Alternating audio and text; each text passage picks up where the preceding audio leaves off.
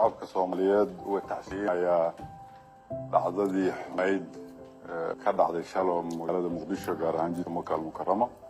aniga iyo wasiiradii la socday anagoo matalayna madaxweynaha iyo dawladda kale waxaan kormeer ku marnay isbitaaladii oo ku soo booqanay qaamadii waxaan kaloon tagnay goobtii uu ka dhacay qaraxa meeshana aan soo aragnay dad Soomaaliyeed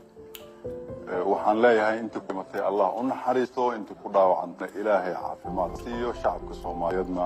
kulligood dhibkaas garay Ilaahay ha u dhibaray warantii waxaan rabaa in u mahad celiyo ciidamada Soomaaliyeed runtii muujiyay geesinimo weyn oo dhiirigelin ay ka muuqato iyagoo qaatay waqtiga uu wadnaa ay qaadan karaan si ay hawsha soo afraan sababtoo ah garqabayaashu waxay galeen guri ay lahaayeen shacab Soomaaliyeed halkaasoo ay askarteenu Ilaahay ha xafidee ilaa galabta ka shaqeynayeen inkaasi soo badbaadiyeen in ka badan 35 qof ay ciidamadeenu ka soo badbaadiyeen halkaas iyagu naftooda huraay qof walba Soomaaliyeed marka oo arka askari Soomaaliyeed